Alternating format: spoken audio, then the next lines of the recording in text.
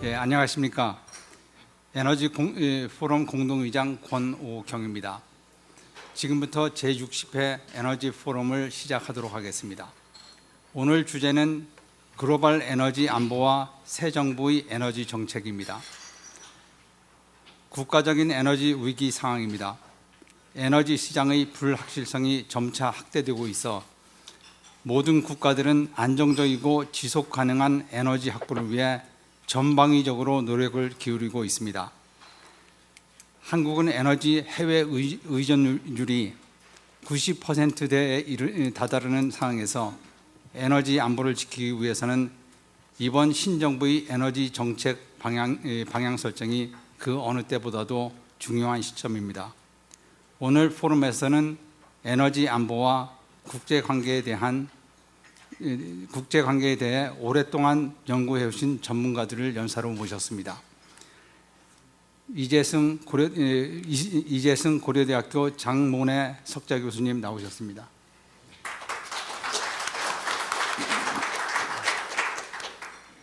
해외 연사이신 폴 샌더스 에너지 이노베이션 리폼 프로젝트 회장님은 온라인으로 접속하실 예정이라 추후에 다시 소개해 드리도록 하겠습니다. 다음엔 패널 분들이십니다. 안윤기 포스코 경영연구원 상무님 나오셨습니다. 김진수 한양대학교 교수님 나오셨습니다. 심성희 에너지경제연구원 선임연구원님 나오셨습니다. 오늘 연사로 참여해 주시는 분들의 경력은 가지고 계신 자료에 상세히 소개되어 있으니 참고해 주시기 바랍니다. 먼저 연사 발표를 듣고 패널 분들이 토론을 갖도록 하겠습니다. 오늘 포럼에 참석하신 모든 분들과 함께 진지하게 논의하고 의견을 나누는 좋은 토론의 자리가 되기를 기대합니다. 먼저 이재승 교수님의 주제 발표를 듣도록 하겠습니다. 이재승 교수님 30분 발표 시간을 잘 지켜서 발표를 부탁드리겠습니다.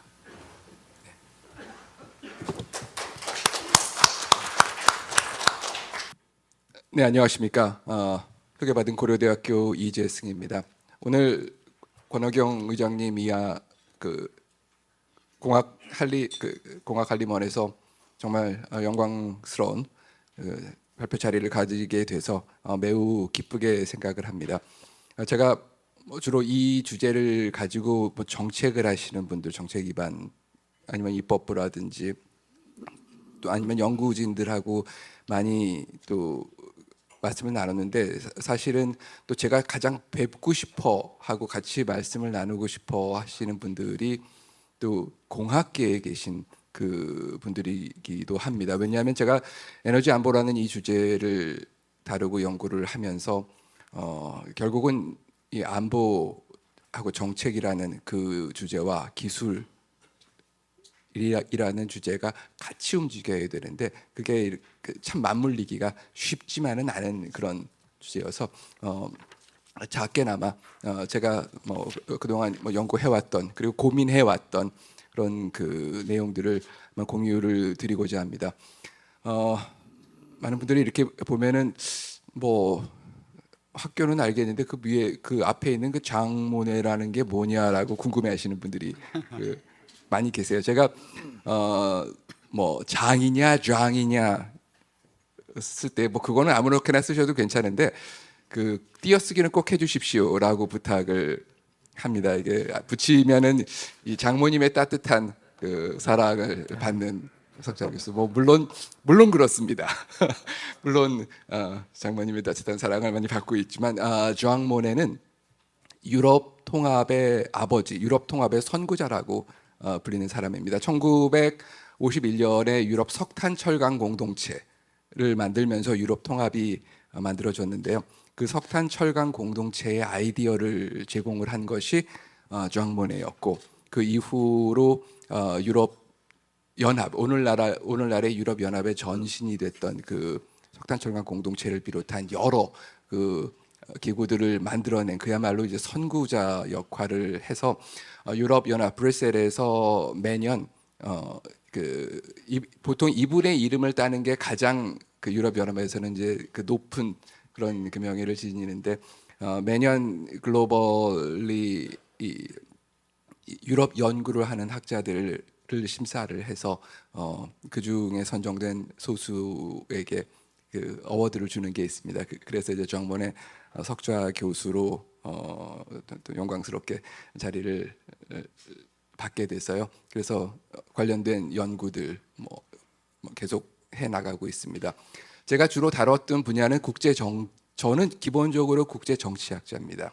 그래서 국제 정치 그리고 특히 에너지 안보, 에너지 외교 그리고 에너지 협력 이 관점에서 에너지 안보와 또 에너지 정책을 보고 있습니다. 어떻게 보면은 가장 전통적인 석유 가스에서부터 신재생 에너지와 수소까지를 동시에 아울러야 하는 이제 그런 일을 하고 있습니다. 굉장히 뭐 아주 디테일한 정말 공학적인 아주 그런 그 디테일한 그런 부분도 뭐 공부를 해야 되지만 저는 이거를 큰 그림에서 어떻게 엮어내야 할지가 언제나 큰 그 도전이 저한테는 도전이 되고 있는 과제가 되겠습니다. 시작하도록 하겠습니다. 저는 정부에 있는 사람은 아니기 때문에 한국 에너지 정책의 과제라고 그랬을 때 뭐 제 개인적인 소신과 제 개인적인 생각을 오늘 조금 더 자유롭게 말씀을 드리도록 하겠습니다.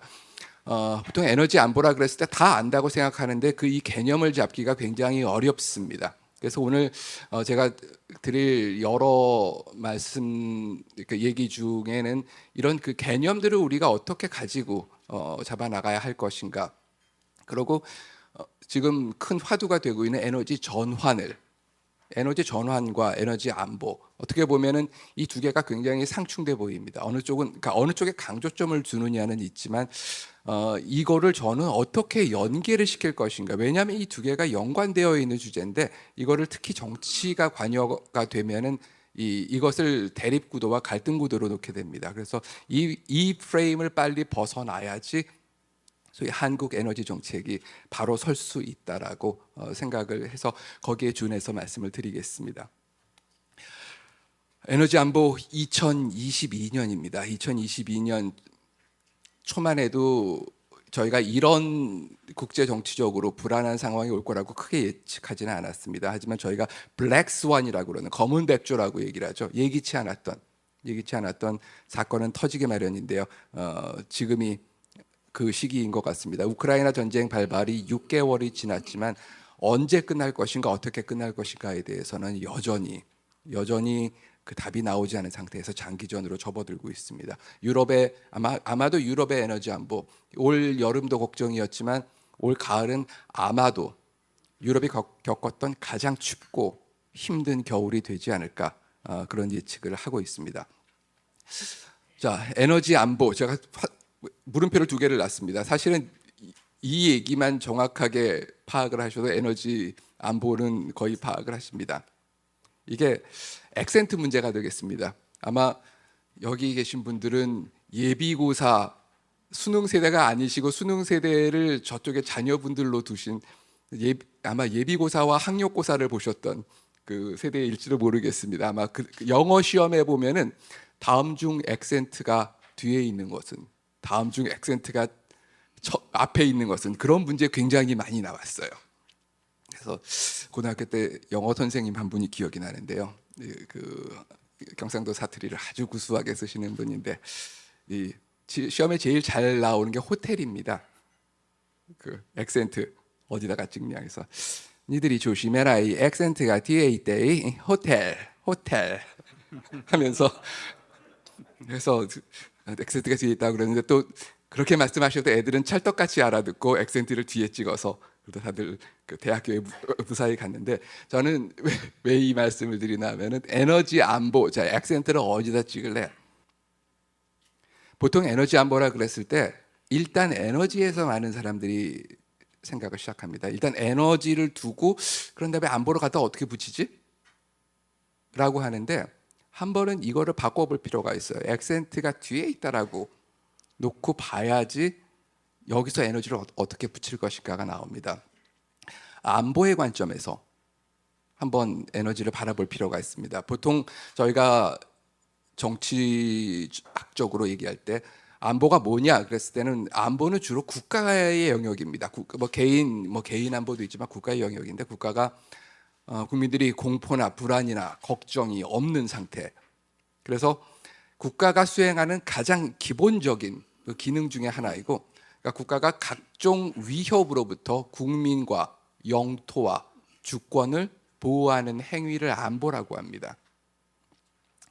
에너지 안보라 그랬을 때는 이 관점에서 그 가시적인 아니면은 잠재적인 위협으로부터 이 국가를 보호하는 건데요. 이제 많은 경제 활동을 비롯해서 그 저희들의 의식주에 해당하는 이 부분까지를 다 보호하는 게 되겠습니다. 여기서 나오는 게 자, 얼마만큼의 위협 발생 가능성이 에너지 안보의 대상이 되느냐. 아니 뭐 생각할 수 있는 모든 거를 외계인의 침략까지 대비를 해야 되냐. 도대체 몇 퍼센트의 위협이 있으면은 우리가 준비를 해야 되는 거냐? 얼마만큼의 돈을 들여서. 물론 이제 산업공학적으로 옵티미제이션이라는 그게 나오면 요게 몇 퍼센트까지 갔었을 때 제일 좋을 것이다. 저희도 그런 계산을 합니다. 그런데 안보의 가장 기본적인 것은요. 가령 제가 유사한 세팅에서 군 쪽에 계신 그 우리나라 뭐 장성분들과 뭐 이런 자리를 하게 되면은 예를 들어서 북한이나 러시아나 중국이 한국에 대해서 미사일을 쏠 확률이 5%라고 놓고 봤었을 때 대비를 해야 됩니까? 5%인데? 라고 얘기를 하면은 그냥 보통 이게 들고 있는 잔을 이렇게 놓습니다. 그러더니 말이 되는 소리야. 5%면은 위험한 거야. 왜냐하면은 안보는 한순간에 훅 갈 수 있는 상황을 막아주는 역할을 하거든요. 5%면은 굉장히 높은 위험입니다. 20벌에 한 번은 쏜다는 얘기인데 쐈었을 때 그 위험도가 굉장히 큰 거죠. 그래서 미사일 그 방어 체제를 갖춰야 되는 건데요. 에너지 안보도 안보적인 관점에서 놓고 봤었을 때는 이런 위기 상황이 보통 이런 세팅에 오면은 한 30%, 20%, 50%는 좀 심했고, 근데 거기서 이 안보와 비안보 전문가들의 시각이 굉장히 나눠집니다. 에너지가 부족하면 군사, 경제, 생존의 차원에서 심각한 문제가 초래됩니다. 하지만 영원히 우리가 국방비 투입하듯이 에너지 다 갖다가 쌓아둘 수는 없습니다. 쌓아두자는 건 아니에요. 물론 기본적인 비축부는 있어야 됩니다. 그런데 그 대응할 수 있는 능력, resilience capacity를 갖춰야 되는데 그러려면은 플랜이 있어야 됩니다. 이런 상황이 닥쳤을 때 어떻게 해서 이거를 막겠다라는 그 비상 요 계획과 그리고 그거를 수행할 수 있는 기본적인 자원을 상시적으로 갖추는 것이 에너지 안보의 그 가장 그 스타팅 포인트가 될 텐데, 저희가 되돌아서 생각을 하면은 늘 에너지 안보라 그랬을 때 뭐 사우디 가서 잘 지내자고 약속하고 어디 가서 MOU 보통 MOU 많이 맺습니다. 물론 이게 기본인데 MOU는 MOU일 뿐 계약은 아닙니다. 그래서 저희가 종종 이게 유가가 안정적이면은 에너지 안보는 신경을 안 씁니다. 그래서 이제 에너지 안보의 시대는 갔다. 지난 10년이 저유가 시대였습니다. 저유가 저가스. 그래서 어떻게 보면은 뭐 정권의 이념 차원도 있지만 이런 안정적인 차원에서 안보 뭐 그게 그렇게 중요해? 이런 얘기도 합니다. 안보의 시대는 갔다. 우리는 이제 에너지 평화로 가자. 신재생 에너지로 무공해 저탄소를 사용하는 우리 그 에너지 평화의 시대가 도래했다. 안보와 평화는 동전의 앞뒷면입니다. 안보가 보장됐을 때 평화가 오게 되어 있습니다. 그래서 제가 액센트를 뒤에 놓는다는 거. 조금 더 구체적으로 쉽게 말씀드리면은요. 도대체 에너지 안보를 어디서 찾아야 되냐? 그러면 요새 한참 얘기하죠. 경제 안보. 경제 안보의 일부분이기도 하고 국가 안보의 일부분이기도 하고 나아가 기후 변화라든지 환경재해에 대응하는 환경 안보의 일부분이기도 합니다. 이 세 개의 교집합이 에너지 안보가 위치하는 지점이라고 보시면 되겠습니다. 여기서 그렇기 때문에 이 세 가지의 성격을 가지고 있다고 말씀을 드리겠습니다. 뭐 공공재적인 성격이기 때문에 국가가 그 대응해야 되는 것이 맞습니다만은 최근에 기업 차원이라든지 또 다른 여러 민간 부분에서도 이 에너지 안보에 대해서는 들어오고 있습니다. 저는 에너지 안보를 어떻게 설명을 드릴까 하다가 제가 제일 좋아하는 표현은 바로 이 축구입니다. 축구에선 누가 잘하면 이길까요? 역시 손흥민 하나 있으면 돼. 아니면 역시 스트라이커가 있어야지. 근데 뛰어보신 분들은 야 미드필더가 제일 중요해. 이게 얘네들이 앞뒤로 하면서 다 그 게임을 만들어 주거든. 근데 감독의 입장에서는 야 수비수가 잘해야 돼. 2골 넣고 4골 먹으면 지는 거야. 자, 이렇게 놓고 보면 최전방 공격수, 미드필드, 수비수, 골키퍼 딴짓 하다가 큰일 나죠. 누가 중요할까요? 답을 내릴 수가 없습니다. 어느 한 부분이 무너져도 그 경기는 지게 돼 있어요. 치환을 해보겠습니다. 11명이 뛰고 있는데 각각의 이 에너지원을 좀 부여를 해보죠. 재생에너지, 석유, 가스, 원자력, 석탄. 누가 공격수고 누가 미드필드고 누가 수비수를 맡고 있는지 이걸 봐야 될 텐데 에너지 안보의 요체는 각 선수가 자기 자리에서 빈틈을 보이지 않는 것입니다. 어느 한쪽이 무너져도 안 돼요. 각 에너지원, 맡고 있는 에너지원이 빈틈을 보이지 않도록 하는 것이 에너지 안보의 핵심이고 물론 포지션에 대해서 어느 쪽을 433 전법을 할 건지 뭐 441을 할 건지 이 에너지원을 배분하는 것은 에너지 믹스라고 하죠. 이것은 정책의 역할이고 감독의 역할입니다. 각 포지션별의 비중과 전략을 총체적으로 조율하는 감독의 역할이 바로 정부가 해야 될 역할이고 에너지 정책을 만들어가는 그 역할이 되겠습니다. 그런 의미에서 사실은 이 정책이 어느 한쪽을 막 키워주는 정책은 물론 하이라이트는 줘야 되지만 저는 어느 정책을 집중적으로 육성한다고 했었을 때 그게 뭐 원자력이 됐든지 신재생이 됐든지 제가 궁금한 거는 자 그럼 나머지 비중은 어떻게 갖고 갈래? 나머지 전략은 어떻게 짤래? 이 차원에서 놓고 봤었을 때 결국 뭐 저희가 종종 뭐 브라질 뭐 이렇게 잘하는 나라들 보면은 아트 서커다. 프랑스의 아트 서커 아니면 토탈 서커 이런 얘기들을 하지 않습니까?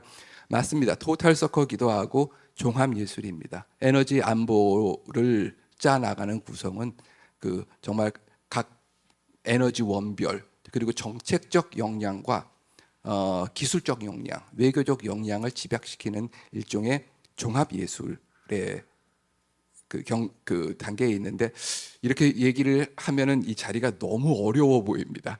그리고 실제로 그거를 수행하기도 어렵고요. 근데 돌이켜 보면은 한국 에너지 상황이 좋았었을 때를 잘 생각해 보면 국제 에너지 상황도 좋았지만 이런 조율이 잘 됐었던 때가 아닌가 하는 생각을 합니다. 국가안보 차원에서 에너지 안보는 왜 중요하냐? 첫 번째는 살기 위해서입니다. 특히 그 에너지가 없으면 전쟁에서 집니다.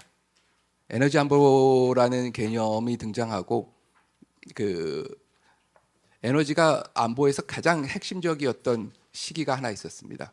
1910년대, 20년대에 영국이었습니다. 당시 영국이 소위 대영 제국을 건설하면서 무적 함대를 영국의 무적 함대가 그 브리티시 엠파이어 해가 지지 않는 제국을 건설하는데 가장 핵심적이었죠.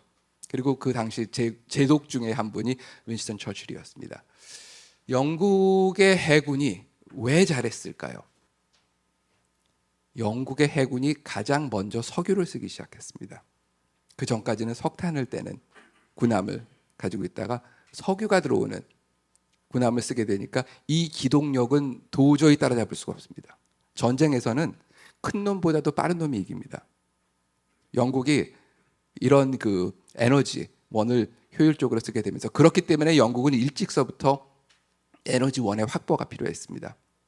뭐 미국은 뭐 자체 생산이 됐지만 영국은 나가서 구해야 됐기 때문에 그래서 당시 BP 브리티시 페트롤리엄이 뭐 이란을 비롯해 가지고 각 중동이라든지 여러 군데에서 이미 1930년대에서부터 본격적인 이 개발 사업을 벌였던 것이 산업에도 필요하고 이 군사적인 용에도 필요했죠. 두 번째는 경쟁력의 확보입니다.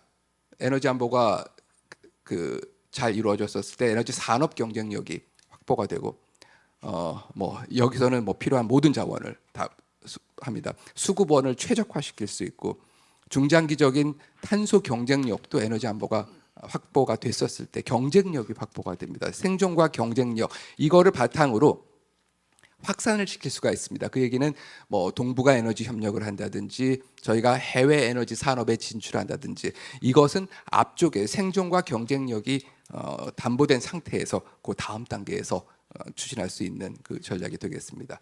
한국형 에너지 안보는 어떻게 봐야 될 것이냐?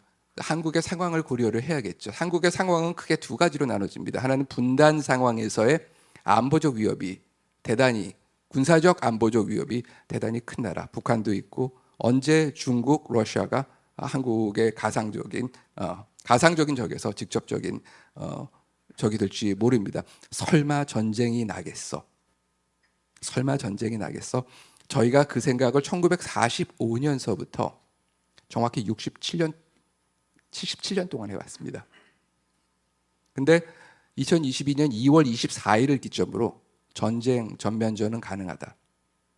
무력 사용을 동안 한 나라의 다른 나라의 침략은 가능하다라는 것을 러시아가 우크라이나에서 보여줬습니다. 우크라이나 전쟁은 유럽의 전쟁뿐만이 아니라 판도라의 상자를 열었습니다. 무력 사용에 대한 그리고 심지어는 핵 사용에 대한 threshold라고 그러죠. 그 엔트리를 너무 낮춰놨어요. 그렇게 됐기 때문에 지금 어떤 상황이 발생할 수가 없는 어떤 상황도 발생할 수가 있는 지금 그런 부분이 됐고 가장 고무적으로 이것을 고무적이라고 하면 잔인합니다만은 가장 소위 눈을 크게 뜨고 바라보는 게 중국하고 북한이 아닐까 싶습니다. 양쪽에서 활용할 수 있는 여지가 생겼죠. 자, 그게 하나의 상황이면 두 번째는 저희의 경제 구조입니다. 산업 구조입니다. 수출 지향형 경제 강국이고 첨단 산업 구조.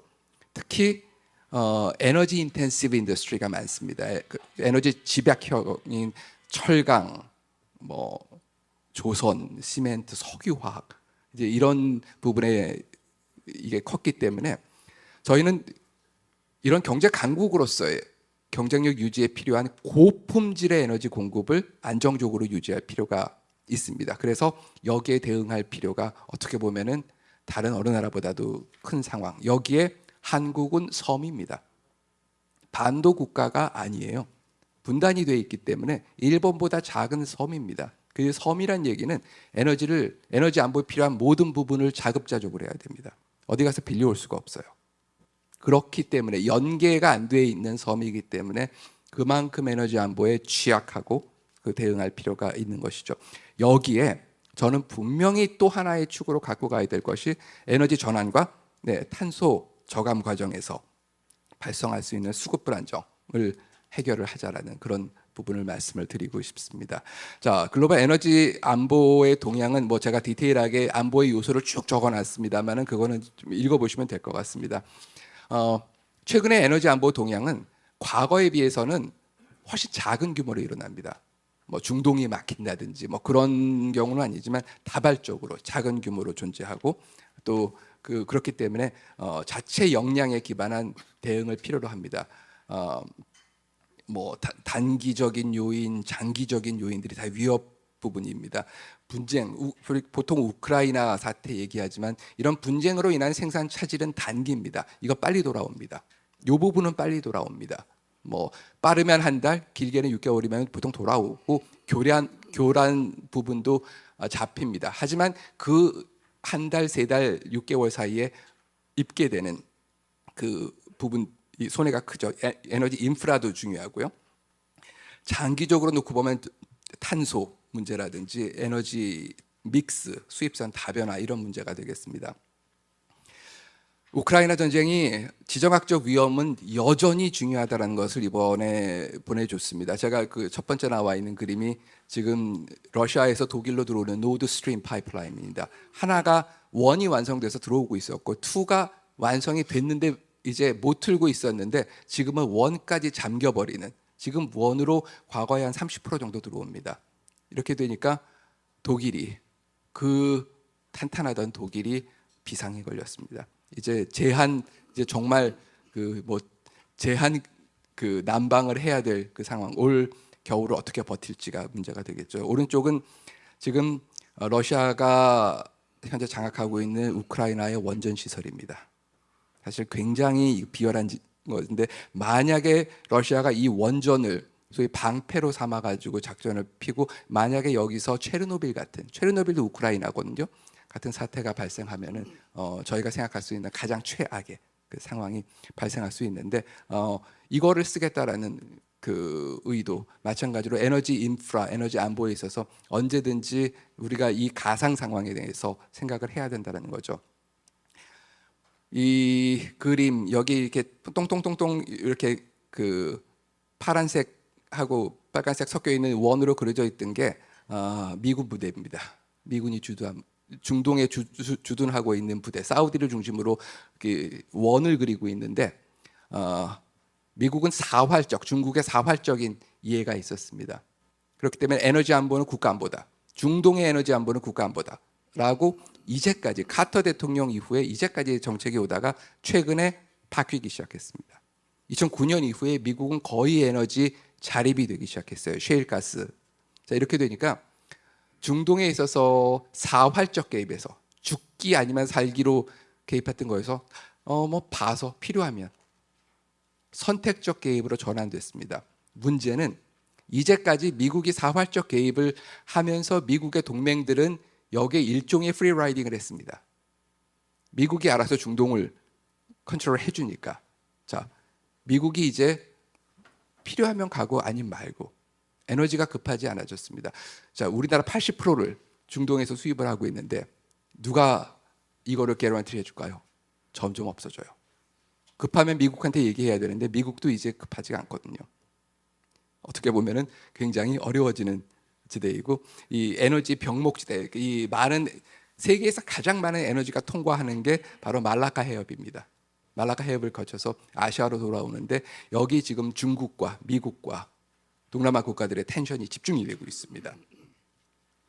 그래서 뭐 미중 갈등이라든지 미국의 에너지 자립이라든지 이런 요소들이, 거기다 힘겨루기는 계속 러시아, 이런 부분들이 다 위협 요인이고 과거에 비해서 커졌다. 2022년 현재에는 커졌다라고 말씀을 드리겠습니다. 이 부분은 제가 그 항목별로 정리를 해놓은 거니까, 여기에 그 정치적인 불안정, 규제, 특히 규제가 이제는 안보적 요소입니다. 어느 나라에서 어떤 그 법안을 했느냐, 미국의 인플레이션 감축법을 만들면서 바로 전기차 보조금 때문에 몇몇 국내 기업이 크게 지금 타격을 맞게 됐습니다.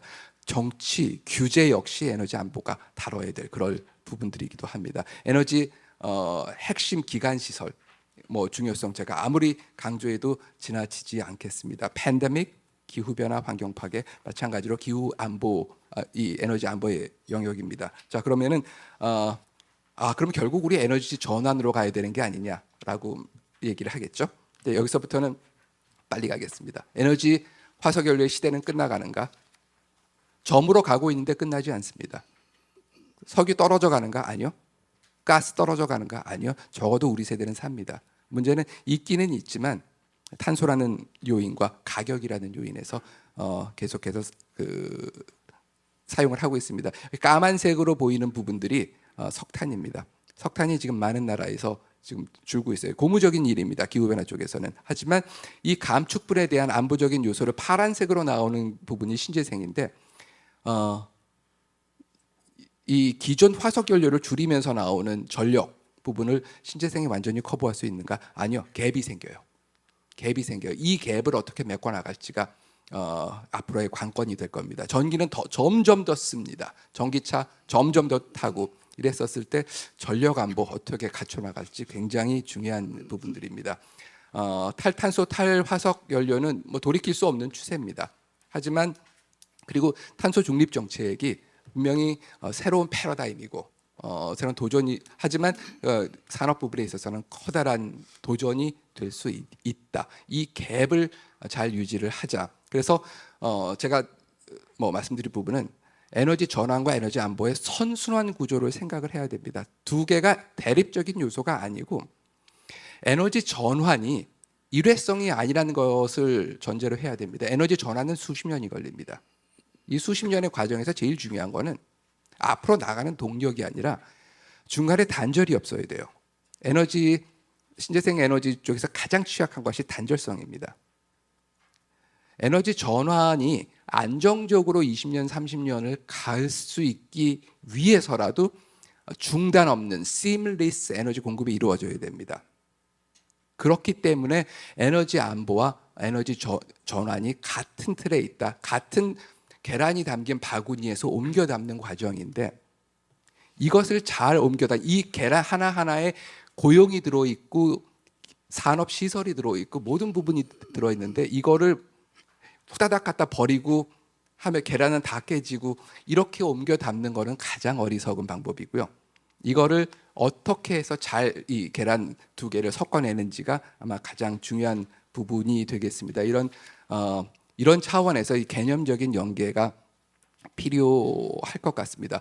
환경과 에너지를 배타적인 관점에서 놓고 보면은 결코 에너지 안보는 이룰 수가 없습니다. 이거는 기존에 보유한 유무형의 자산을 가장 빨리 소진시키는 방법이 환경과 에너지를 대립 구도에 놓고 충돌시키는 것입니다.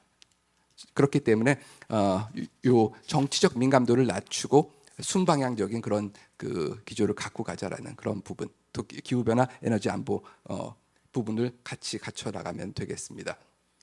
원자력 에너지는 저는 중요합니다. 중요한 게 전력을 위해서만 중요한 게 아니라 기저 전력을 담당한다는 부분, 그리고 우리가 컨트롤할 수 있는 공급이 가능하다라는 거. 계속해서 석유와 가스처럼 사오지 않아도 되니까. 세 번째는 기술과 소위 안보 차원에서 이 핵심 기술, 그리고 원자력 에너지를 갖고 있음으로 해서 가지는 안보적, 전략적 요소, 이 네 가지의 박자가 같이 들어가기 때문에 원자력 에너지는 중요하고 에너지 정책 분야뿐만이 아니라 국가 안보 분야에서 다루고 있어야 합니다. 누가 그렇게 하냐? 미국, 일본, 중국, 러시아, 프랑스가 그렇게 하고 있습니다. 저희가 6번째입니다. 과연 우리가 그렇게 잘 하고 있는지 한번 생각을 해봐야겠죠. 코로나 시기로 인해서 패러다임의 그 틀은 바뀌고 있습니다. 자, 그렇게 놓고 봤었을 때 제가 2분 동안에 이제 마무리를 짓도록 하겠습니다. 한국의 에너지 안보, 한국의 에너지 정책, 앞으로 무엇을 해야 될 것인가? 첫 번째는 에너지 위기 관리의 지정학적 대응력을 확충시켜야 됩니다. 저희가 2004년, 2005년 무렵에 에너지 안보 대응할 때는 암만 해도 석유 가스가 중심이었기 때문에 이 부분이 강했습니다. 그러다가 또 여러 또 정치적인 부침을 겪으면서 지금 이 해외 이 부분에 대한 정부 공적 영역의 기능이 많이 떨어졌어요. 민간 부분들은 오히려 과거에 비해서 민간 부분들은 대응을 훨씬 전문적으로 하고 있는데 이 2022년에 제가 말씀드린 이 바뀐 안보적 상황에서는 다시 한번 지정학적 대응이 필요하고 한국 힘으로만은 못합니다. 한국이 중동을 컨트롤할 수 없고 한국이 러시아를 컨트롤할 수 없습니다. 결국은 가장 한국이 어떤 형태로든지 이 안보적인 문제를 논의할 수 있는 파트너가 필요하고 결국은 미국이 가지게 된 생산 능력과 시장 안정성에 대해서 이 시장 안정화 역량에 대해서 저희가 공조를 강화할 필요가 있고요. 그 긴급 상황에서의 시나리오와 시뮬레이션이 필요합니다. 오늘 사실 토론을 맡아주신 김지수 교수님하고 몇 년 전에 2년 좀 전에 저희가 이 산업부의 자원안보 그 프레임을 한번 만드는 작업을 같이 한 적이 있었습니다. 자연재해하고 환경변수에 대한 그 심화 대응. 얼마 전에도 큰 홍수가 났지만 앞으로 이런 자연재해는 더 많아집니다. 지진이라든지 후쿠시마는 지진에서 왔습니다. 이랬었을 때 정유, 비축시설, 원자력시설, 대규모 정전 사태, 전력 인프라 이 부분에 대해서는 얼마나 우리가 이거를 막아내고 빨리 복구시킬 수 있을까? 이게 우리나라의 산업 생산력 1차적으로는 산업 생산 그리고 이게 장기화될 경우에는 바로 안보적인 공백이 생기게 됩니다. 정말 에너지의 버너러빌리티 이게 전쟁을 하는 입장에서는 상대방의 에너지 석유 떨어졌다, 에너지 떨어졌다, 전력 안 들어온다, 이렇게 좋은 기회는 다시 오지 않습니다. 하지만 이제는 국민적인 수용성 분명히 따릅니다. 국민적인 수용성을 근데 국민적인 수용성을 고려한다고 해서 정치적으로만 가는 것보다는 이제는 전문화, 이제 과학 합리성에 기반한 전문성에 기반한 국민적 수용성을 높이는 부분들이 분명히 있어야겠습니다. 에너지 취약계층도 보호를 해야 되겠고요. 그리고 다시 말씀드리지만 에너지 외교가 다시 필요한 순간입니다. 국제 협력에 필요한 에너지 안보. 한국은 섬이기 때문에, 그리고 수입 의존이기 때문에 저희는 이 외국으로 소위 우리 에너지 파트너들과 하는 이 네트워크가 중요할 수밖에 없습니다. 그리고 축구 경기로 돌아가서 각 역량이 다 중요합니다. 뭐가 중요하냐? 사실은 축구 경기예요. 시스템 역량, 인적 역량, 자본, 기술, 정보, 이게 같이 가야 됩니다. 그렇기 때문에 정말 여러 분야의 에너지 전문가들이 그리고 정책 기반자들이 함께 모여서 고민을 해야 되는 그런 부분이 되겠습니다. 마지막 장이 되겠습니다. 에너지 역량은 국가의 명운을 좌우합니다. 그래서 resilience, 이제는 단순한 공급이 아니라 이런 resilience에 기반한 에너지 안보를 주시해야 되고, 공급 단절의 피해, 옛날에는 일주일 석유 안 들어와도 되는데 이제 일주일 정전되면은 우리나라 산업은 붕괴합니다. 총체적 핵심 기간 산업의 안보가 필요하고, 이제는 에너지 전환에 분명히 대비해야 됩니다. 어느 분야도 예외가 될 수는 없습니다. 심지어 저는 군에 가서도 에너지 전환에 대비하라라고 얘기를 합니다. 20세기의 에너지 강국은 자원 보유국이었습니다. 석유와 가스를 많이 가진 나라가 사우디라든지 러시아라든지 이런 나라들이 에너지 강국이었습니다. 21세기의 에너지 강국은 기술이 포함됩니다. 이젠 단순히 석유 가스만 가지고 있다라고 에너지 강국이 되지 않습니다. 이제는 에너지 관련된 기술, 그리고 그게 신재생 에너지 기술이 될 수도 있고 스마트 그리드 기술이 될 수가 있고요. 저탄소 기술이 될 수도 있고, 이런 기술에 기반한 나라들이 에너지 강국이 될 수 있습니다. 한국은 자원 보유국이 아닙니다. 하지만 인적 자원 그리고 기술 자원을 보유한 에너지 강국은 될 수 있습니다. 21세기에 한국이 에너지 강국이 될 수 있기를 기원을 하면서 제 발표를 마치겠습니다. 감사합니다. 이재승 교수님 주제 발표 감사를 드립니다. 안보의 관점에서 한국 에너지 정책의 과제를 쉽게 설명해 주셔서 감사를 드립니다. 다음은 해외 연사이신 폴 샌더스 회장님의 발표를 들어보도록 하겠습니다. I will briefly introduce President Paul Sanders. He is the president of the Energy Innovation Reform Project and a thought leader on energy technology, climate policy, and geopolitics. He was previously executive director of the Center of the National Interest and remains a member of the Center's board of directors and a senior fellow in U.S. foreign policy at the Center of the National Interest.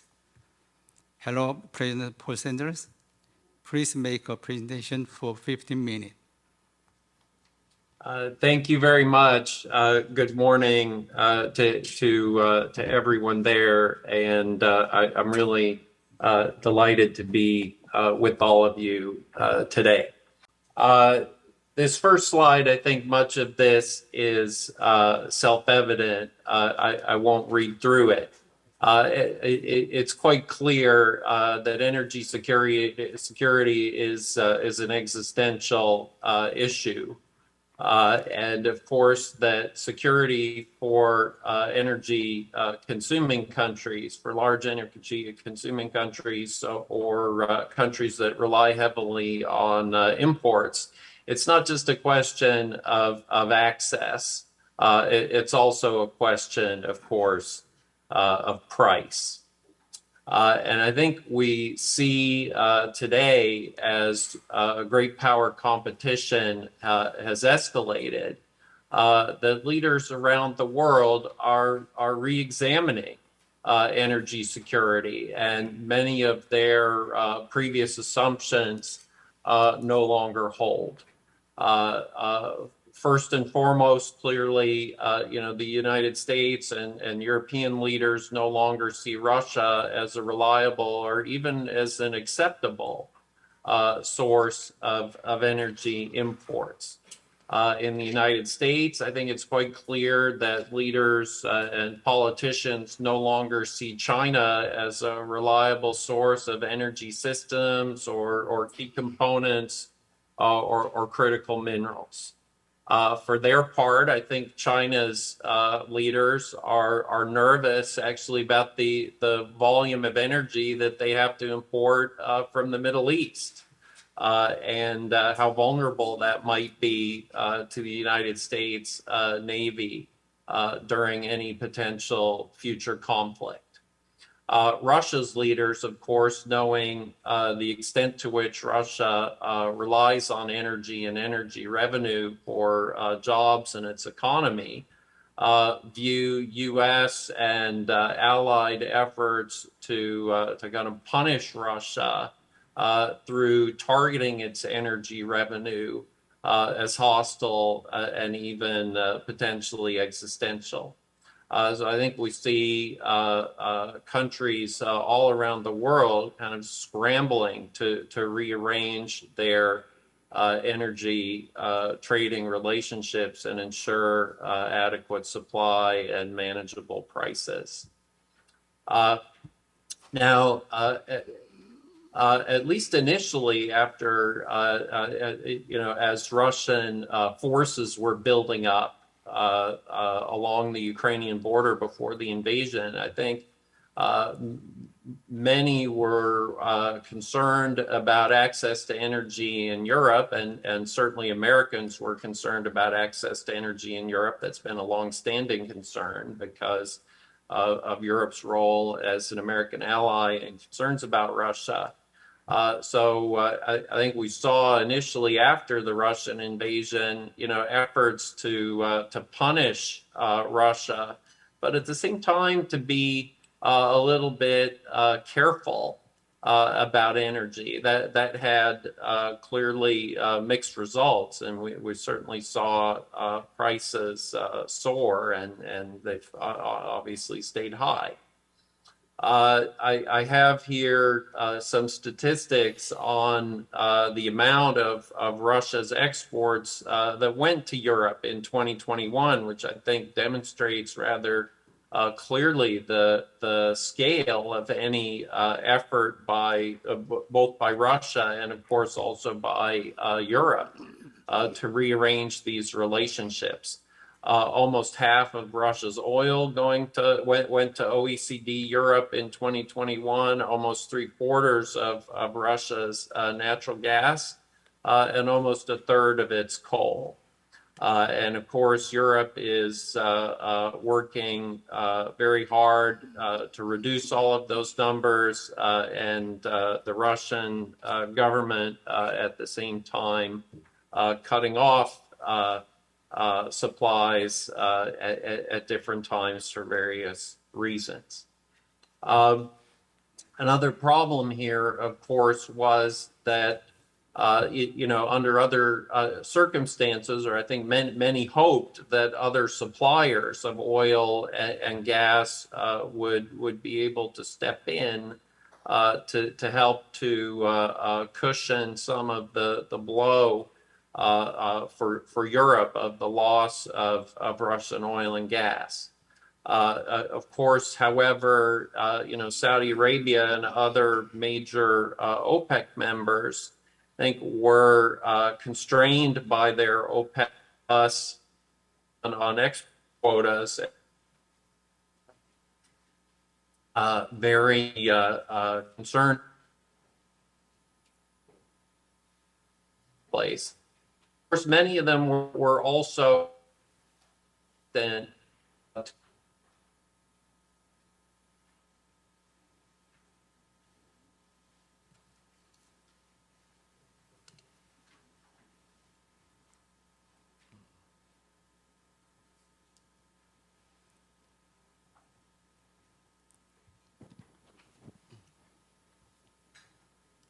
Hello, Paul Sanders.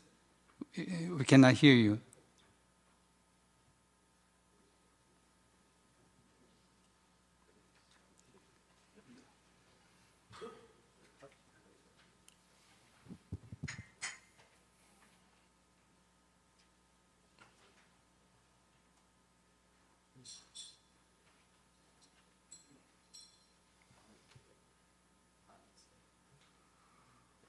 At least for the United States, a somewhat different situation.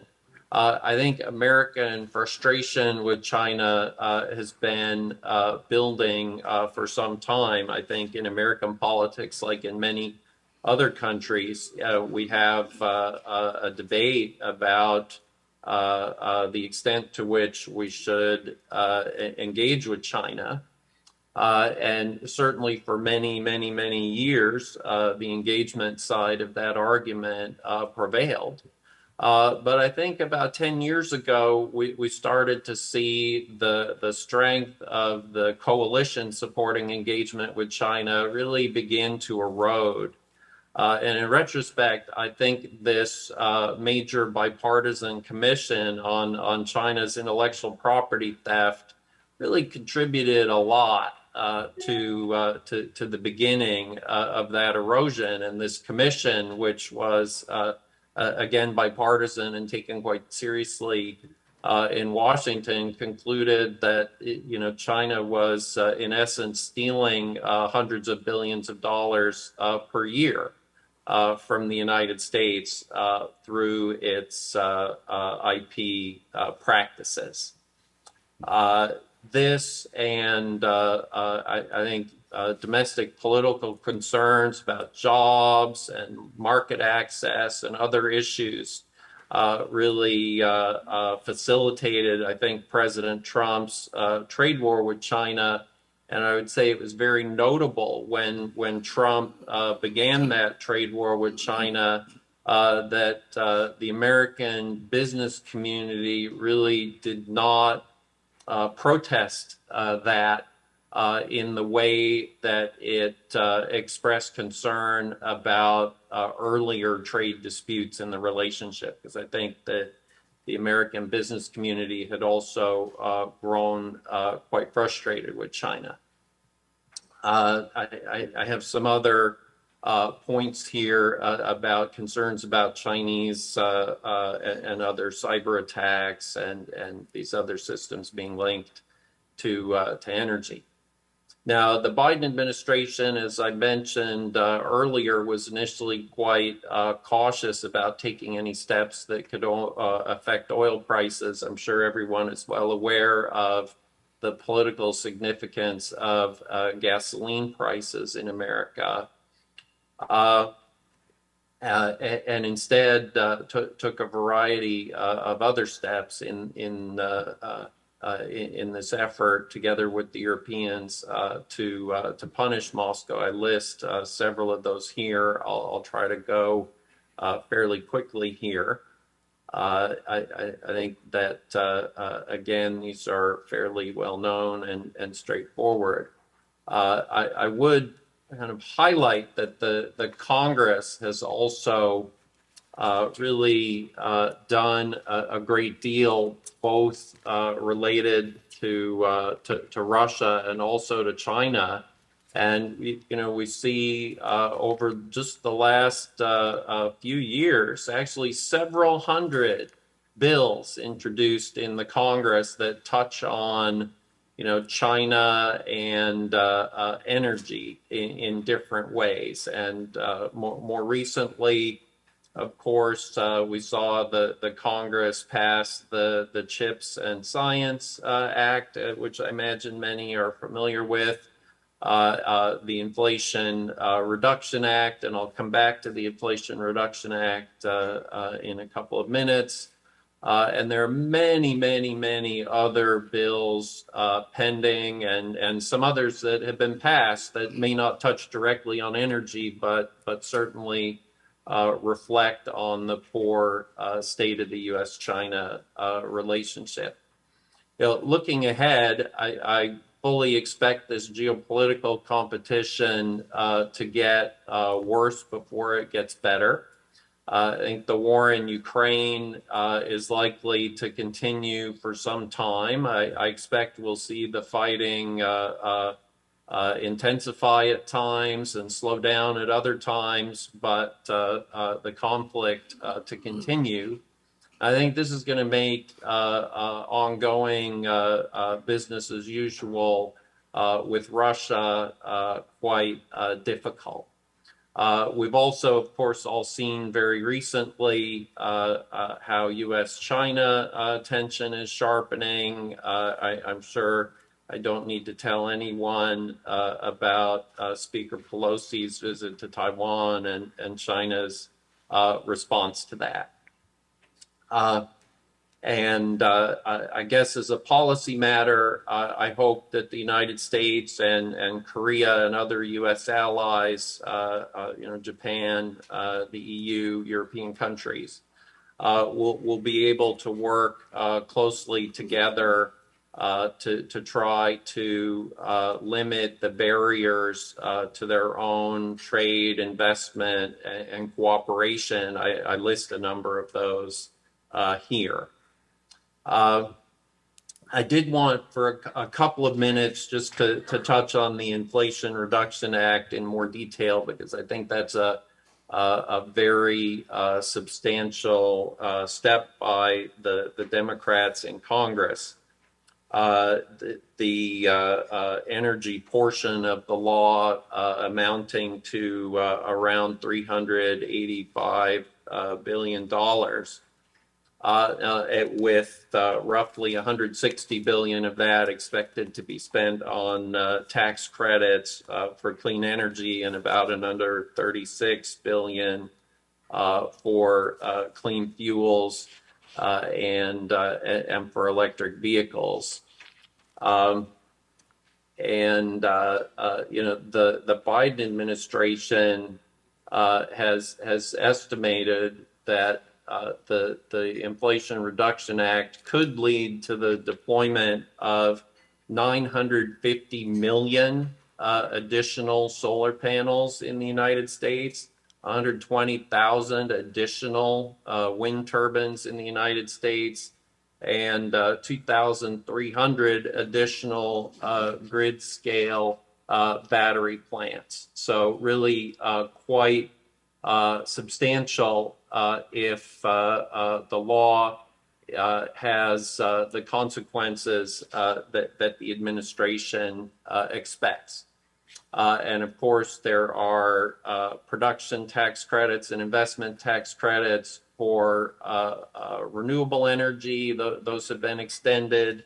There's a production tax credit for nuclear energy. There's another clean energy production tax credit that supports carbon capture, utilization, and storage. There's a hydrogen production tax credit. So a great deal happening there. Clearly, there is some controversy in the U.S.-Korea relationship surrounding the electric vehicle tax credits and particularly, of course, the critical mineral content requirements to be eligible for the tax credit, and also, I think, to a somewhat lesser extent, but also still important, the battery component content requirement. There, I think I would say that there are also some Americans, particularly in the electric vehicle advocacy community, who are skeptical that the American manufacturers will be able to meet some of the targets and timelines, particularly for the critical minerals. So I would not rule out that there would be actually pressure from some of the American manufacturers for perhaps a a softening of some of the requirements here, extending somewhat the deadlines or reducing somewhat the targets. It's a complex question, whether or not the Congress would choose to act on that pressure. We have to remember, of course, that the Inflation Reduction Act was passed as a strictly partisan measure only by Democrats under a Democratic president. So making any changes to it could be challenging if the Republicans aren't willing to go along with the changes. And I think a lot there might depend on what happens this November, which obviously is still quite uncertain at that point. But clearly the law is a very consequential one, and it will be very important to watch how it is implemented, and of course any further steps that the Congress might take. I'll end there. Thank you very much again for the invitation to join you all this morning. It's really a great honor and a pleasure.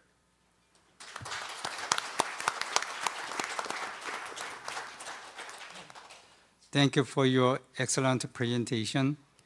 Because President Paul Sanders has another schedule, he will leave soon. Hello, President Paul Sanders. Thank you for attending this forum. Goodbye. Thank you. Thank you very much. Goodbye. Goodbye to everyone. Thank you.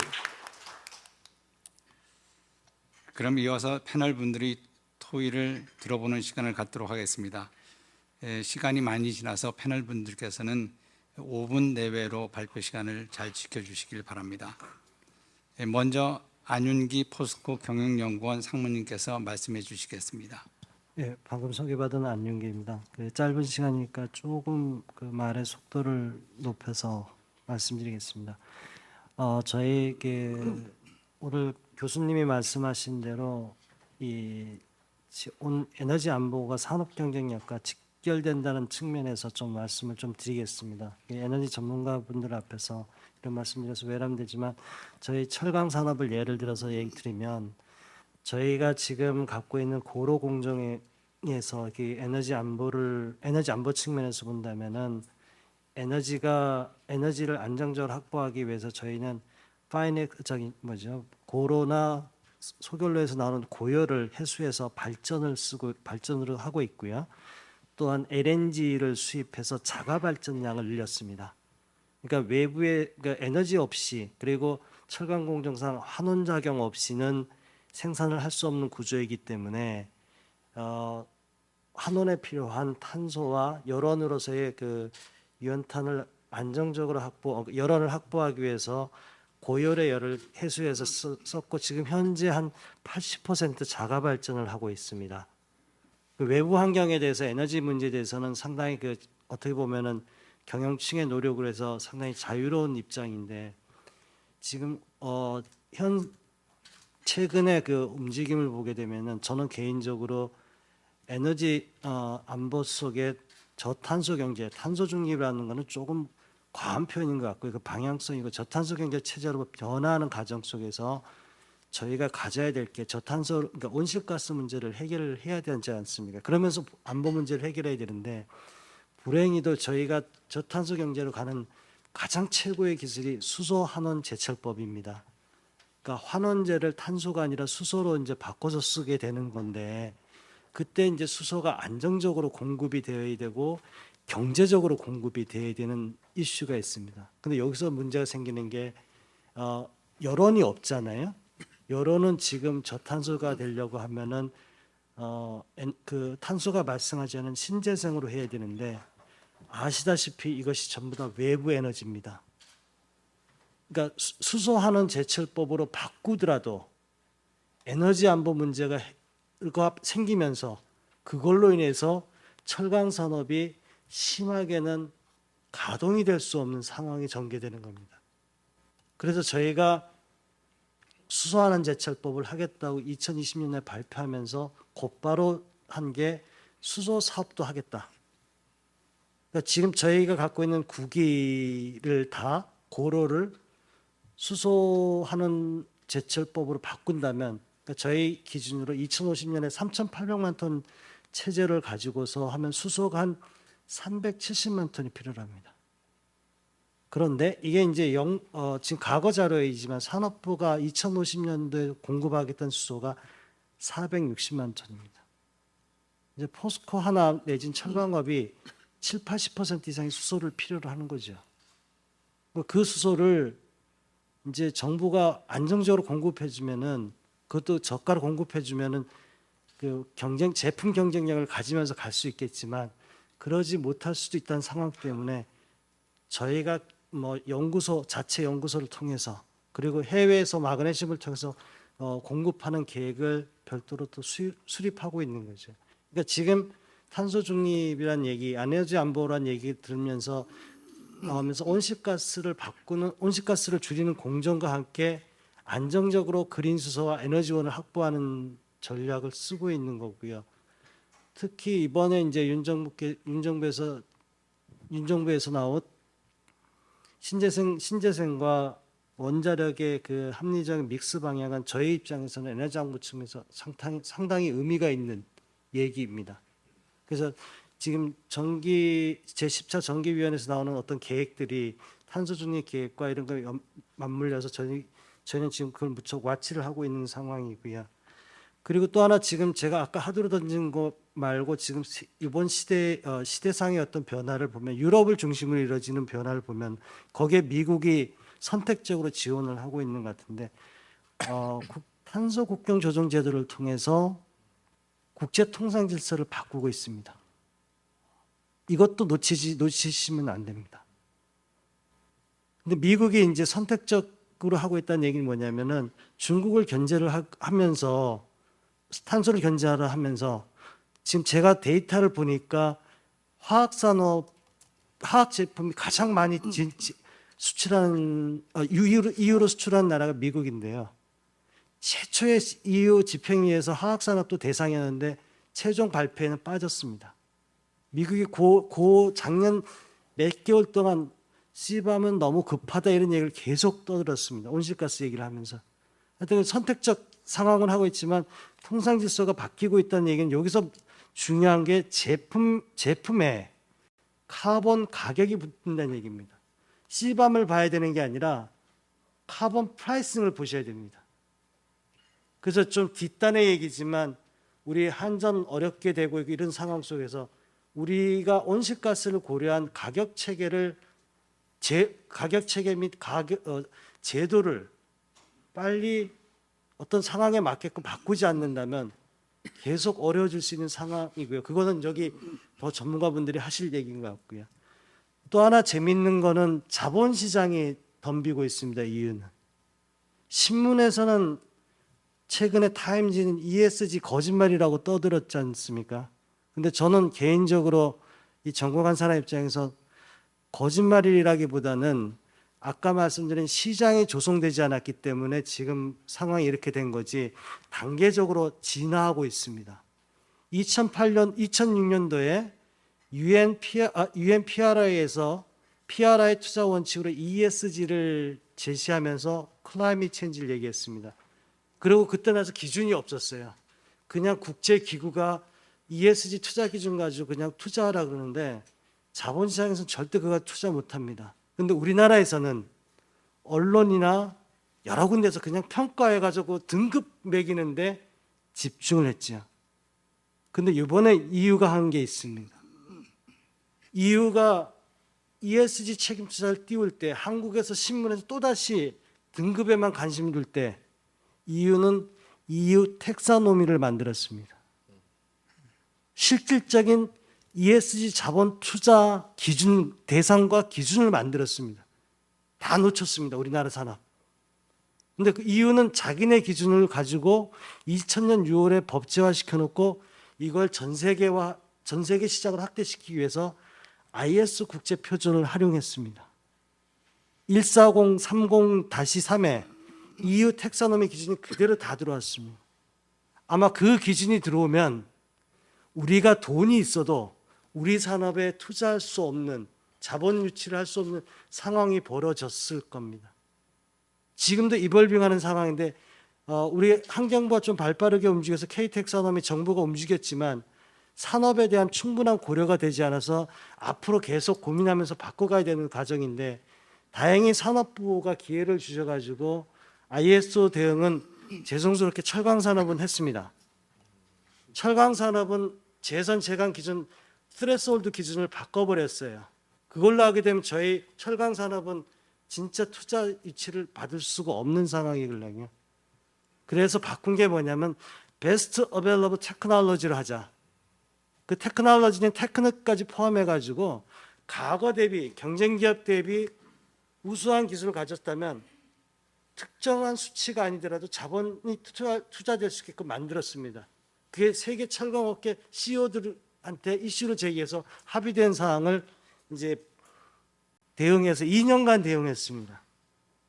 자, 그렇게 지금 세상이 바뀌고 있는데, 지금 그래서 저는 지금의 경제 체제를 1930년대 케인즈의 수정자본주의 시대, 그 다음에 금융이 지배하는 최근의 신자유 시대에서 플러스 지금 제4 자본주의라고 본다면 재정과 신자유주가 합치된 어떤 시대로 보고 있거든요.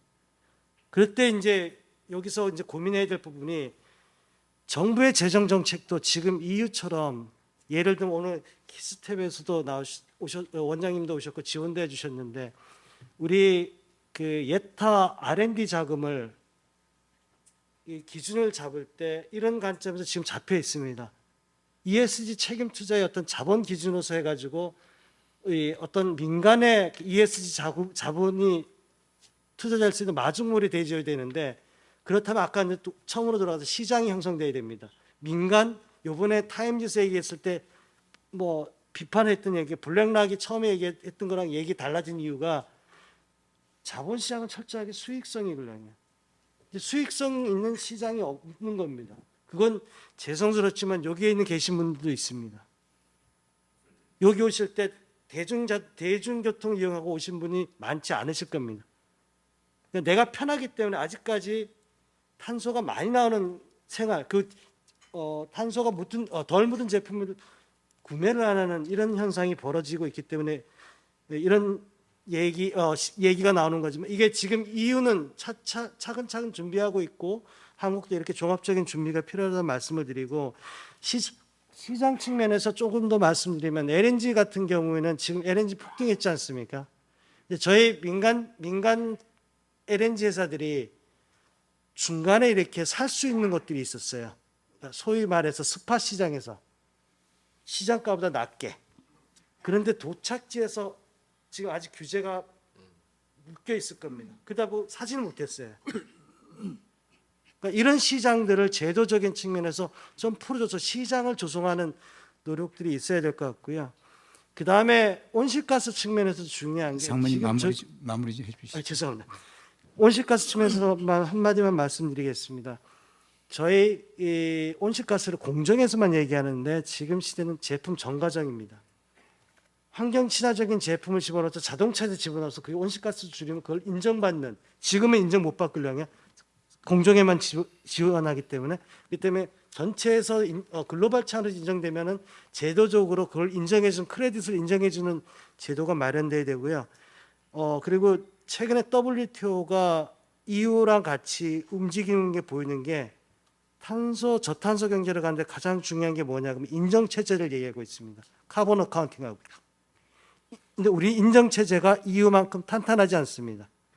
그래서 우리 인정 체제라면 인정기구가 있고 인증기관이 있고 연수기관이 있는데, 요거 체계화시켜서 EU랑 협상하는 체계가 지금 잘 구성되어 있지 않은데, 지금 제품 담당하는 산업부 중심으로 좀 해서 인증기관들을 적극 육성해야 될 거라고 판단하고 있습니다. 이상입니다.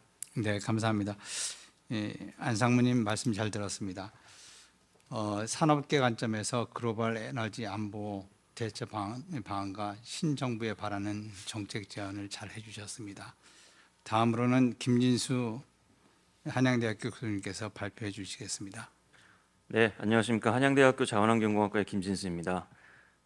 이재승 교수님 말씀해주신 내용하고 이어서 제가 조금 에너지 안보와 새 정부 정책 방향에 대해서 말씀을 드리도록 하겠습니다.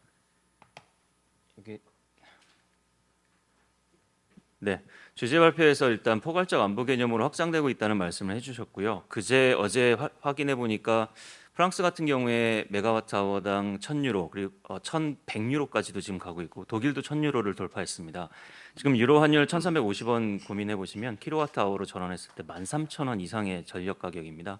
그러니까 지금 우리도 뭐 전력 S&P가 200원을 넘긴 했지만 예전에 뭐 150원 이때를 생각해 보면 딱 한 100배 거의 수준에 이르는 전력 가격이 되어서 이제 이게 가격 이슈에서도 에너지 안보라는 게 굉장히 중요한, 그러니까 공급 단절만 우리가 이야기했었는데 가격 입장에서도 중요한 문제가 되었고요. 앞으로 이런 포괄적 안보 개념으로 확장됨에 따라서 더 자주 또는 빈번하게 에너지 위기가 발생할 것 같습니다. 에너지 안보의 공공재적 성격 말씀해 주셨고요. 사실 에너지는 사적 재화입니다.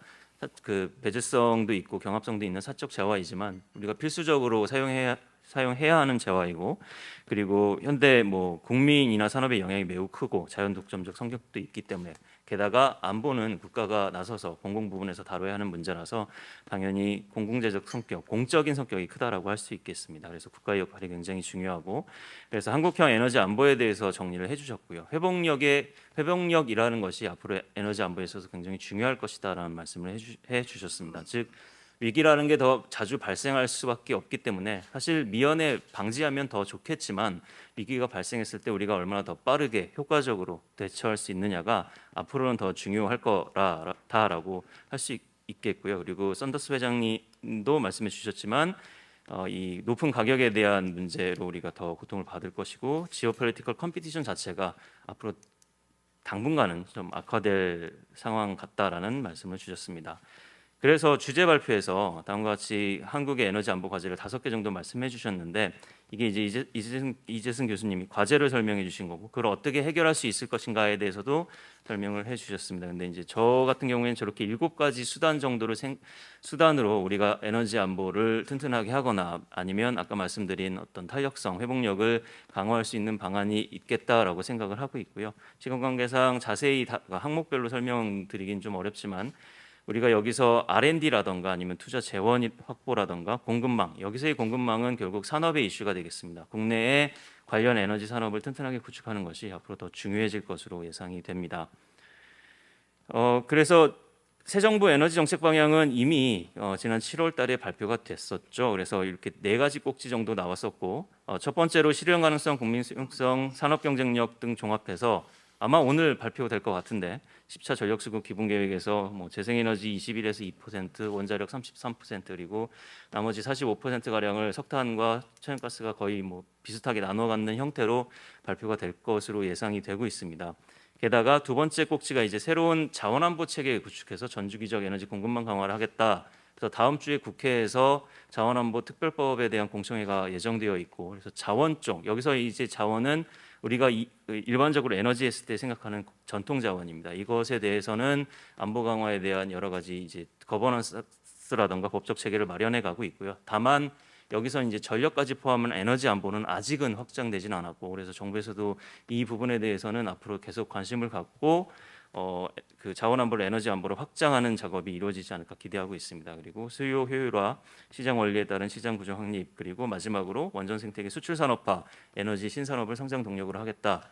저는 이 수출 산업화라는 단어가 등장한 게 굉장히 고무적이었고요. 우리가 에너지 산업에 있어서 수출 산업이다라고 생각해 본 적이 거의 없었습니다. 근데 지금 에너지 전환이라는 게, 우리가 에너지 안보를 얘기하고 있지만 에너지 전환이라는 게 에너지 산업을 수출 산업화할 수 있는 절호의 기회이지 않을까 생각을 하고 있습니다. 특히 원전뿐만 아니라 신재생 에너지라던가 다른 저탄소 에너지 기술도 우리가 충분히 수출 산업화할 수 있는 기회가 될 것이다라고 생각하고 있습니다. 그래서 마지막으로 사실 이 페이지에서 드리고 싶은 말씀이 조금 더 많긴 했는데요.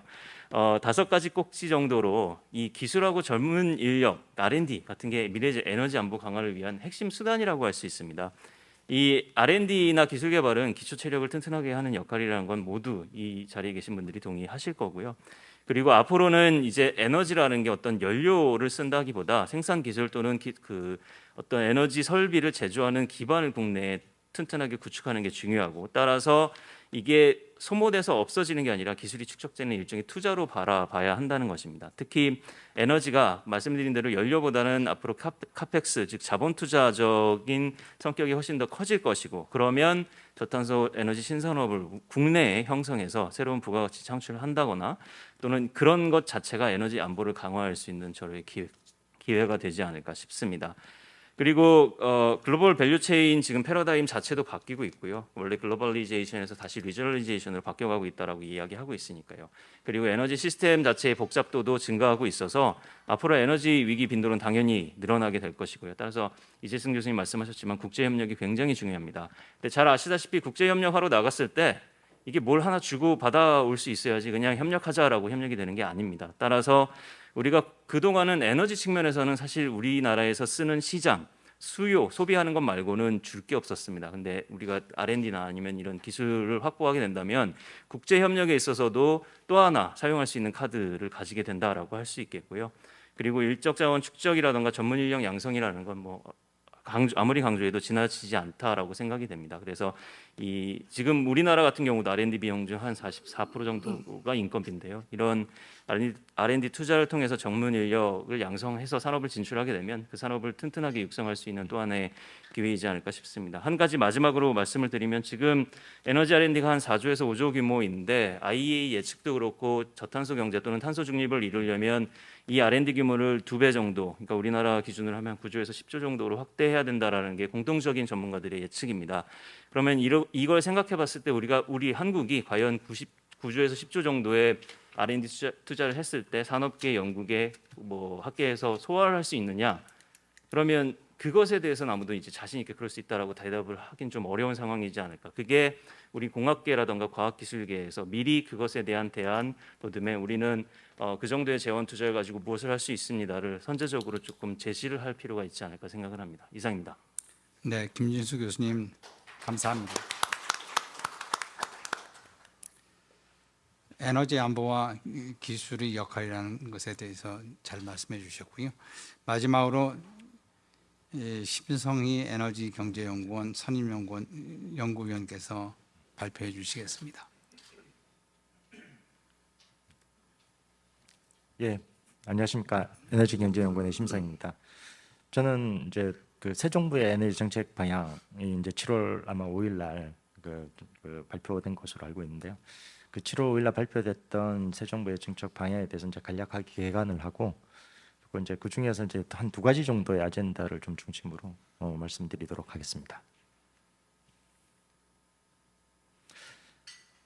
이제 시간 관계에서 이제 비전이나 지금 발표 때 나왔던 이제 뭐 정책 방향과 관련해서는 이제 구체적으로 말씀을 좀 생략하도록 하고, 제가 보기에 이제 가장 그 새 정부 에너지 정책 방향의 가장 핵심적인 2가지 키워드는 결국은 이제 에너지 자원 안보 그리고 이제 지속 가능한 성장에 있지 않나라고 생각이 됩니다. 특히 이제 튼튼한 에너지 자원 안보를 바탕으로 해서 에너지 전환을 추진한다라고 하는 것이, 여기서 이제 결국은 에너지 전환을 하되 결국은 그 일종의 그 서브젝트로서 그 서브젝트 투 에너지 안보라고 하는 부분이 기존 정부, 이전 정부의 에너지 전환 정책이라고 하는 거, 에너지 정책에 있어서 가장 큰 차이점이지 않을까라는 생각이 들고요.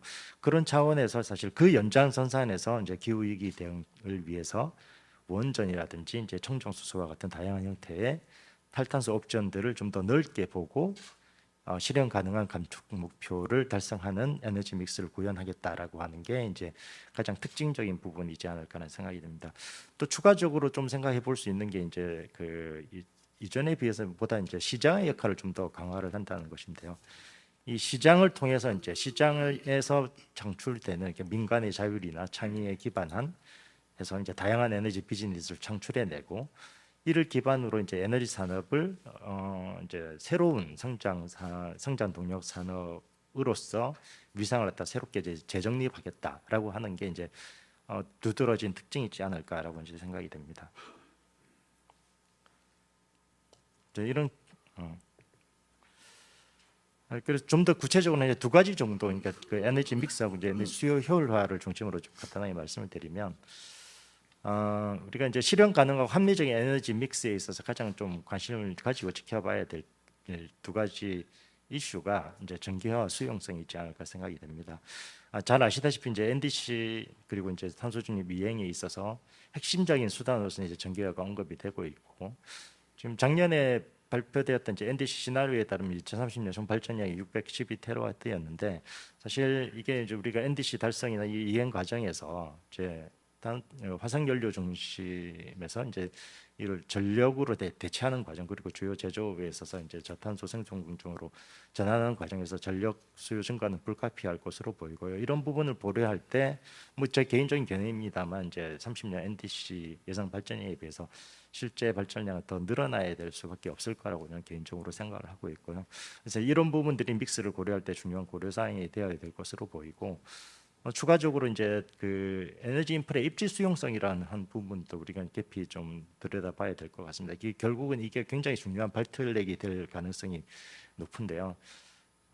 뭐 잘 아시다시피 이제 화석 에너지 설비뿐만 아니라 재생에너지나 원전, 뭐 송전, 선로, 뭐 수소까지 사실 거의 모든 에너지 인프라에 있어서 좀 그 수용성이 굉장히 낮은 상태이기 때문에 이런 상황에서 결국은 이제 앞으로 우리가 계획된 에너지 인프라들이 차질 없이 도입이 될 수 있는지에 대해서 이게 결국은 이제 우리가 그 감축 목표의 달성이나 실현 가능성에 있어서 굉장히 중요한 관건이 될 수 있을 것으로 판단이 됩니다. 그래서 이런 전기화나 수용성 그리고 이제 개통 안정성이나 이제 이런 비용 효과성 등을 좀 종합적으로 고려한 일단 에너지 믹스를 마련해야 될 것으로 보이고, 그런 관점에서 이제 뭐 재생에너지가 먼저냐 그리고 뭐 원전이 먼저냐거나 소모적인 논쟁들이 많은데, 그것보다는 사실은 재생에너지다 원전, 수소, 뭐 CCUS까지 포함해서 사실 이 모든 것들을 테이블에 올려놓은 상태에서 사실 합리적인 대안이 무엇인지를 좀 모색하는 게 중요하지 않을까 생각합니다. 시간 관계에서 이제 캘리포니아 사례는 그냥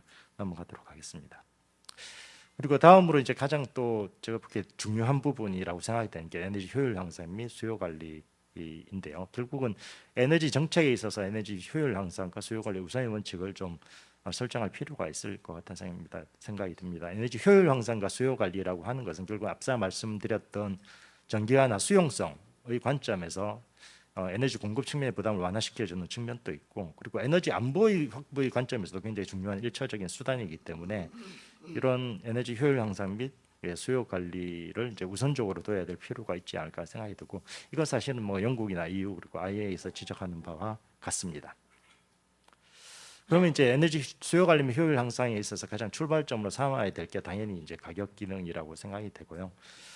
물론 이제 지금 그 새 정부 정책 방향의 전기요금 원가주의 원칙이나 그리고 이제 그 원가를 반영하는 데 있어 요금을 반영하는 데 있어서의 실질적인 이행력을 확보하는 데 있어서 전기위원회의 독립성, 전문성이라고 하는 부분들이 포함이 되어 있기 때문에 이런 부분들이 실제로 이제 잘 계획에 따라서 구체적으로 잘 이행이 되고 있는지 지속적으로 좀 관심을 가지고 좀 지켜볼 필요가 있을 것 같다는 생각이 들고, 또 하나는 이제 요금뿐만이 아니라 좀 아시다시피 요즘에 에너지 기술에 이제 디지털 기술이 접목이 돼서 다양한 형태의 융복합 에너지 서비스 모델들이 등장을 하고 있고, 이것들을 활용할 경우에 좀 굉장히 스마트하고 합리적인 형태로 이제 에너지 소비를 최적화할 수 있습니다. 그럼에도 불구하고 최근에 사실 우리의 시장 구조 자체는 요금뿐만 아니라 이 시장 구조 자체는 굉장히 좀 독점적인 소매 시장 구조를 가지고 있기 때문에 이런 부분들은 이제 보다 경쟁적인 구조로 전환하기 위한 시장 혁신들이 이제 필요할 것으로 판단이 됩니다. 끝으로 강조하고 싶은 것은 이제 데이터에 근거한 스마트한 에너지 효율 향상 수요 관리 정책 수립입니다. 지금까지 이제 주로 수요 관리 정책들은 고효율 기기를 그냥 보급하고 끝나는 그 이후의 후단에 대해서는 크게 생각을 하지 않는 그런 형태의 정책들이어 왔는데요. 보다는 사실은 수요 측에 대한 정보들을 아주 광범위하게 수집을 해야 될 필요성이 있고, 이런 소비자들의 사용 기기나 이제 소비 패턴에 대한 정보를 바탕으로 정책 수단들에 대한 측정 검증 평가 체계를 강화해서 정책 수단의 효과성을 갖다가 좀 높이는 필요가 있을 거라고 판단이 되고요.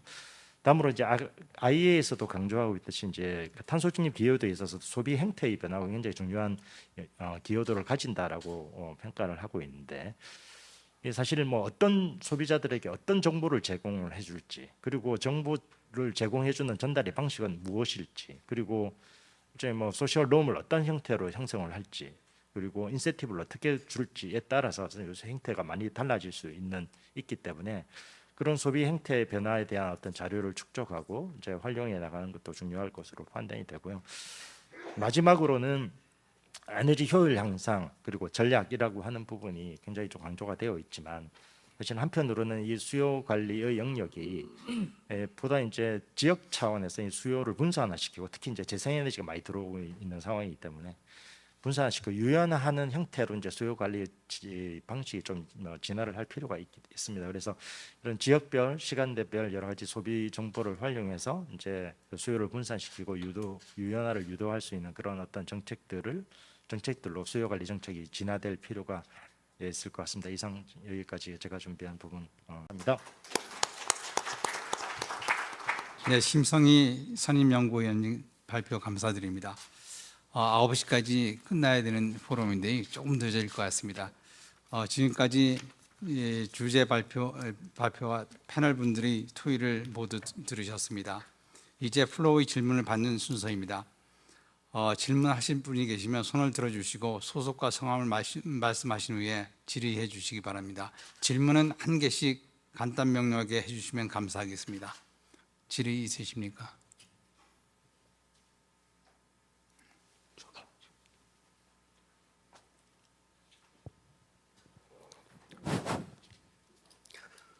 한국풍력산업의 이임택이라고 합니다. 그 에너지 포럼을 다시 하게 돼서 정말 축하드리고 반갑습니다. 제가 한마디만 말씀드리면은 우리나라는 에너지 장국이 될 수 없다, 수출할 수 없다, 이런 말씀을 하시는데 저는 생각이 다릅니다. 틀린 생각이다. 왜냐? 우리나라 역사가 5,000년이라고 하면은 과거에 4,960년은 우리나라가 자립을 했습니다. 에너지 자립을. 과거 60년 동안 산업화가 급격되면서 화석연료를 쓰다 보니까 언밸런스가 생겨서 빈곤국이 됐습니다. 다행히 우리나라는 태양하고 풍력 얼마든지 있습니다. 기술이 발전해가지고 경제성이 확보되고 있습니다. 또 에너지 수출은 뭐냐면은 자체를 수출하는 것이 아니고 에너지를 생산하는 기계를 수출하면 그게 에너지 수출입니다. 태양광 미국에 많이 수출합니다. 그 설비를. 또 앞으로 풍력도 그렇게 되리라고 봅니다. 그런 입장에서 수출국도 되고 미래는 밝다. 저는 그렇게 보고 싶으니까 여기 계신 분들한테 과거의 지식을 좀 바꿔드리고 싶습니다. 감사합니다. 네, 감사드립니다. 또 다른 질의나 코멘트 있으신 분 계십니까?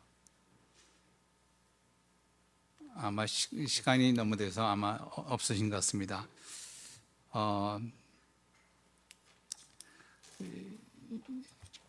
마지막으로 발표해 주신 이재승 교수님 마무리 발언을 좀 부탁드리겠습니다. 네, 폴 샌더스 회장님 말씀도 잘 들었고 또 이 세 분의 정말 전문가 패널 분들의 토론 잘 들었습니다. 시간 관계상 제가 한 2, 3분 정도 안에 그냥 몇 가지 묶어서만 말씀을 드리고 마무리를 하겠습니다. 폴 샌더스 회장님이 말씀하신 그 내용이 결국 이제 미국의 입장에서는 이제 러시아 팩터 그리고 차이나 팩터 굉장히 중요합니다. 어떻게 보면 미국은 국내 에너지도 관리를 해야 되지만 좀 글로벌 에너지를 좀 유지시킬 필요가 있습니다. 그게 또 미국의 산업과 미국의 경제에 바로 그 연관이 되는 그 부분이기 때문에 좀 큰 틀에서 말씀을 해주셨는데요. 이제 그 J 커브라는 그 인상이 들었는 게 분명히 언젠가는 나아지겠지만 이 지오폴리티컬한 문제가 당분간은 좀 악화될 가능성이 있으니까 그 부분에 대해서는 좀 대비를 하는 것이 좋겠다. 그리고 이제 이게 그러니까 당분간은 좀 단기적으로 내려갈 텐데 올라가는 거는 아마 두 가지 팩터가 반영이 되겠죠. 하나는 지정학적인 안정성에 의한 가격 하락과 또 그리고 빠른 시간 안에 좀 더 에너지 전환이 가속화되는 특히 이제 유럽 같은 경우가 일단 당장 급한 불은 꺼야 되니까 여러 가지 그 방안을 정말 뭐 긴급 뭐 카타르에서 가져오고 미국에서 가져오고 하지만 이 많은 나라에서 좀 에너지 전환이라든지 얼터너티브를 좀 더 가속화시켜야겠다. 그리고 에너지 이제 소비 구조도 좀 바꿔야겠다라는 그런 부분이 나오기 때문에 아마 그런 두 가지 팩터가 맞물리면서 이 상승 곡선이 그려지지 않을까. 그러니까 저희가 눈여겨 봐야 될 것은 바로 이 상승 곡선에 있어서 저희랑 이 튠이 같아지는 건데 문제는 그 우리 안상무님 말씀해 주신 것처럼 통상 질서, 각종 규제 측면에서 탄소라든지 규제 측면에서 치열한 표준 경쟁이 전쟁이 정말 탄소와 아마도 탄소와 표준을 놓고 지금 새로운 전쟁이 벌어지고 있는 게 아닌가 하는 그런 생각을 합니다. 저희 정보력이 대단히 중요하고 그리고 사실 어느 정책 입안자도 아무리 넓게 본다 그래도 이 정보들을 다 취합할 수가 없습니다. 왜 몰랐냐?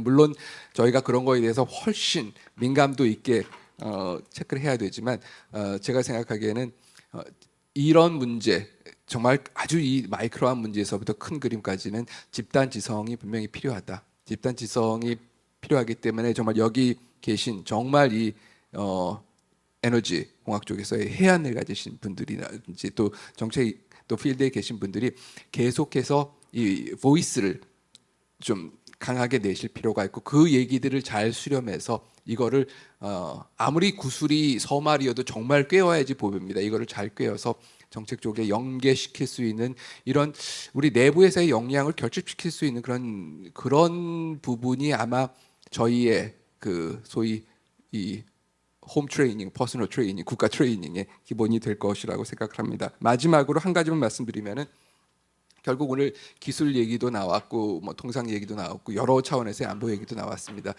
제가 봤을 때 한국 에너지 안보에서 제일 중요한 게 뭐냐 그러면은 에너지 정책도 마찬가지입니다. 그 생태계 구성입니다. 어떤 생태계가 구성이 되는지, 소위 어떤 플레이어들이 나오고 그 어떤 플레이어들이 어떤 인센티브를 가지고 할지 이거를 얼마나 생태계는 어떤 형식으로든 구성이 됩니다. 정말 큰 바다에서도 구성이 되고 뭐 작은 하천에서도 구성이 되고 뭐 될 텐데 문제는 얼마나 헬시하고 사운드, 얼마나 건전한 그리고 건강한 생태계가 에너지 분야에서 구축이 될 것인가. 그 정말 배드 플레이어들 한 명이 들어오면은 언제나 악화는 양화를 구축을 합니다. 그렇기 때문에 그 좋은 플레이어들이 들어와서 정말 전문성과 과학에 기반을 둔 플레이어들이 생태계를 구축할 필요가 있는데 제가 봤을 때 가장 중요한 문제는 가격 체제를 비롯한 그 환경인 것 같아요. 아마 생태계를 구성하는 거는 가격이거든요. 마지막 여담입니다만은 제가 며칠 전에 유럽에 있는 전문가들하고 그 에너지 안보 얘기를 좀 한 적이 있었습니다. 오늘 말씀하신 CBAM이라니 러시아 얘기 다 나왔는데 한국 상황은 어떠냐? 그래서 우리는 아직까지는 괜찮다. 그 유럽은 지금 가스 가격이 뭐 에버리지로 해가지고 작년 재작년에 뭐 5배, 6배까지도 지금 올랐고요. 전력 가격도 작게는 더블서부터 지금 2배, 3배로 그 이상으로도 올랐습니다. 한국 전력 가격은 어떠니? 우리는 뭐 거의 전과 동. 드리겠습니다. 그래서 너네 어떻게 잘 버티니? 그래서 우리는 일단 러시아산 가스에 그 의존도가 적다. 두 번째, 우리는 한전이 있다. 너네는 없지, 부럽지. 사실 한전의 적자를 쌓으면서 어떻게 보면은 우리 소비자 입장에서는 굉장히 그리고 기존에 많았던 유류세 부분을 조절을 하면서 소비자 입장에서는 이 충격이 적게 오는데 저는 그게 좋기도 하면서 두렵습니다. 왜냐하면은 이 가격의 민감도에 따라서 우리의 정말 라이프 스타일이 바뀌어가고 이 제품과 산업의 이 패러다임들이 바뀌어가야 되는데 그거를 상당 부분 물론 정치적인 부분이 강합니다만 이거를 인위적으로 통제를 하게 되면서 우리가 이 민감도를 놓치고 수용도를 놓치고 그렇게 해서 이 잘못된 필요한 생태계를 구축하고 있는 것이 아닌가. 전력 요금을 높이자고 제가 그 뜻에서 말씀드리기보다는 보다 시장에 기반하고 보다 현실성에 기반한 이런 부분을 가지고 우리가 에너지 안보, 에너지 정책 그리고 에너지 전환 체제를 갖춰가는 게 필요하지 않을까 싶습니다. 이상으로 마치겠습니다. 감사합니다. 혹시 패널 분들께서 꼭 하셔야 될 말씀이 있으신데 못 하신 내용이 있으시면 잠시 시간 1, 2분 정도 드리겠습니다. 뭐 그런 패널 분들 계십니까? 네, 그러면 아마 그 말씀을 다 하신 것 같고요. 이상으로 오늘 준비된 발표 및 질의응답 마치도록 하겠습니다. 오늘 좋은 발표를 해주신 연사분께 다시 한번 큰 박수를 부탁드리겠습니다.